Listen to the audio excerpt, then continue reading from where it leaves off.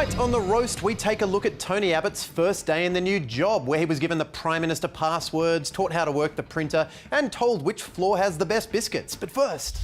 Western Australia has lost its AAA credit rating, but there's no use looking behind the couch because ratings agency Standard & Poor's says it's due to declining revenue and increasing debts. Premier Colin Barnett is taking some of the blame. The only thing I can say is maybe we're guilty of trying to do too much too quickly. You see, Colin's not guilty of fiscal irresponsibility, he's guilty of being too good. Colin has a solution though. And there will be asset sales. Asset sales? So look forward to WA's garage sale, where you'll get a great deal on state-owned utilities, not to mention Steve Waugh's Ashes Diary and the soundtrack to Osmosis Jones. To America now, where Starbucks is trying to keep guns out of their cafes. Chief Executive Howard Schultz addressed the issue in an open letter. I am writing today with a respectful request that customers no longer bring firearms into our stores. Come on, Mr. Schultz, a respectful request won't stop gun nuts. What you're gonna need is some badass staff.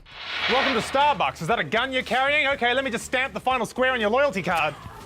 Is that a gun in your pocket or are you just after a grande? Both, huh? Let me get your name, gunslinger. F***wit is it? Pack and heat, are you, Rambo? Let me just scrape the whipped cream off your strawberry and cream frappuccino. Chantel, can you bring me more whipped cream? France's upper house of parliament has voted to outlaw beauty contests for girls under 16. Sad news, because if Little Miss Sunshine has taught me anything, it's that child beauty pageants can bring families together. It also taught me that Steve Carell's got great range. Seriously though, child beauty pageants are gross. And besides, beauty is on the inside. Have you ever seen a spleen? Gorgeous, stunning, whoa! And finally, the ACT government is set to introduce a marriage equality bill today, which could make same-sex marriage legal in the capital by the end of this year. It's a day of mixed emotions for Australia's gay community. There's the good news, same-sex couples will be able to get married in Canberra. And of course, the bad news, same-sex couples will have to get married in Canberra. Enjoy your reception at the Institute of Sport. For The Roast, I'm Mark Humphries. Thanks, Mark. Next up tonight, Tony Abbott completed his first day in office yesterday, and already his Operation Sovereign Borders has been criticised by former Defence Force Chief Chris Barry and the Indonesian Foreign Minister Marty Natalegawa, meaning the coalition's military solution to an Indonesian problem has been shot down by both the military and Indonesia. So Mr Abbott is discovering it's not easy being Prime Minister, but that's why you surround yourself with experienced ministers to handle the various portfolios, such as the new Minister for Women, Tonya B. Bott. Now Tony Abbott? Really? Really? How's the country handling that? Tony Abbott's in charge of women's affairs. But I'm a woman. No!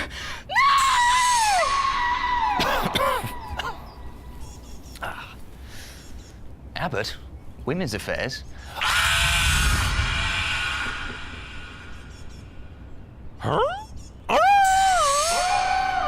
And as Minister for Women, overseeing the Office of Women, Tony Abbott's three priorities will be reducing violence against women, increasing women's economic security, and ensuring women's equal place in society. Something he nailed with his cabinet appointments, because one woman is equal to 19 men.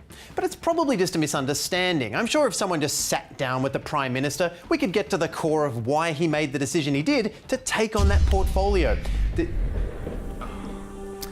Tony, if I could just speak honestly with you for a moment. I'm sensing that you're trying to overcompensate for your insecurities by taking on responsibilities you aren't emotionally ready for or even remotely qualified to deal with. Let's take a look at what happens when someone responds to criticism by trying to prove their critics wrong. Okay, don't panic. I just don't want her to find out I can't cook.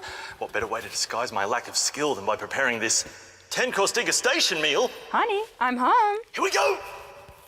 Honey, look how I've overcome my perceived problem with cooking. You like it well done, right?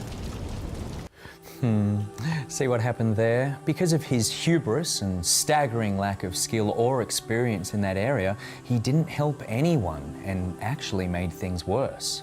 What he should have done was hire a professional chef and then just take all the credit for himself. Do you follow, Tony? You can hire the Heston Blumenthal of women's affairs and the country will love you for it.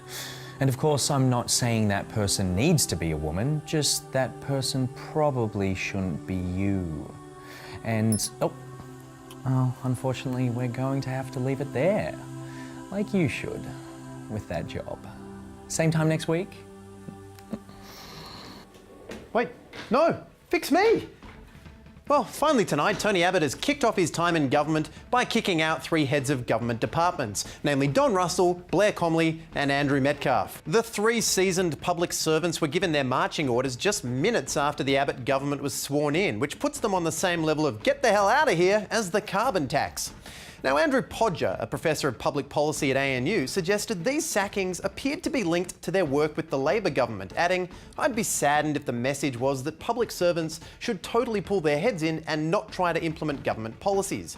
And that does put public servants in an awkward position, because if they do an amazing job under one government, then a future government might fire them for appearing to be too allied with the former one. Whereas if they pull their heads in and do a lousy job, the current government might just fire them for being shit. Plus, the coalition has promised to cut 12,000 Commonwealth public service jobs over the next 4 years. Which means 12,000 jobs divided by 4 years, carry the 1. Okay, that's 8 public servants a day. So really, firing just 3 departmental heads was a pretty quiet day for Mr Abbott. Although, to be fair, he did fire a department as well. AusAid, Australia's overseas aid agency, was integrated into the Department of Foreign Affairs and Trade, whose employees are definitely going to be working weekends, since they will also take on the responsibility for the overseas promotion of Australia as a tourist destination. So with diplomats now in charge of tourism, our commercials might get a little more specific. Australia. Stable, democratic, culturally diverse with a skilled workforce and a strong competitive economy. Also, beaches. With 3 branches of government, there's so much to see here. Australia really is a paradise of economic security, with GDP per capita of $65,305 according to 2013 figures. DFAT recommends you exercise extreme enjoyment while visiting Australia. So DFAT is going to have to wear a lot of hats. It's got its diplomat hat, its tourism hat, and its AusAid hat. It's going to need a hat rack, because if there is an international crisis, DFAT staff might find themselves negotiating with hostile governments whilst providing aid to refugees, all the while promoting Australia as a place they'd rather be. And with their aid budget cut by $4.5 billion and their resources stretched across 3 departments, DFAT will have to tighten its belt straps and be a little more prudent in its aid-giving duties. So, if you sign this trade deal, Australia will give you a koala and a cup of soup. First we sign, then we soup. Yeah, I could do with some soup. Do you really think soup will fix all your problems, Tom? We have a lot to talk about. Good night, everyone. Your love of soup may relate to your deep-seated fear of seeing the credits. Yeah, I think it does. You hate seeing other people get credit, don't you, Tom? I really do. This is a safe place. We're all alone. Now let's talk about your compulsive bedwetting. Mummy! See you tomorrow, Tom.